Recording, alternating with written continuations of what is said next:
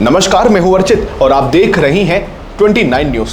तो चलिए रुक करते हैं इस खास खबर की ओर।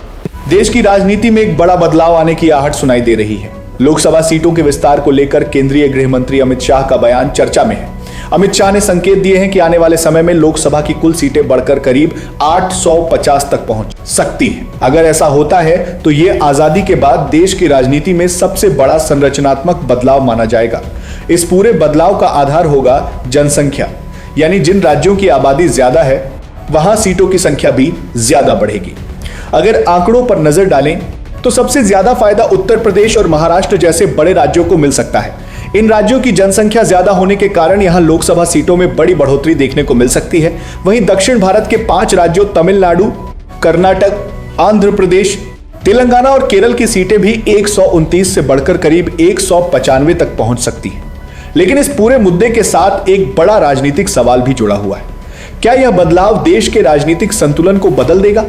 क्या इससे कुछ राज्यों का प्रभाव बढ़ेगा और कुछ का कम हो जाएगा?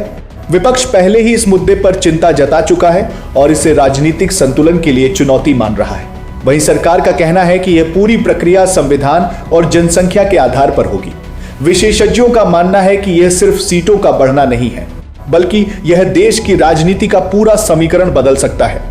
अब सबसे बड़ा सवाल यही है कि क्या यह बदलाव सभी राज्यों के लिए संतुलित साबित होगा या फिर यह एक नई राजनीतिक बहस को जन्म देगा?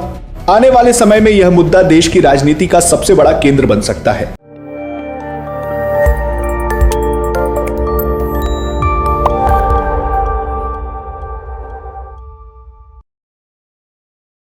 नमस्कार, मैं हूं अर्चित और आप देख रही हैं 29 न्यूज। तो चलिए रुक करते हैं देश और प्रदेश की मुख्य 10 बड़ी खबरों की ओर।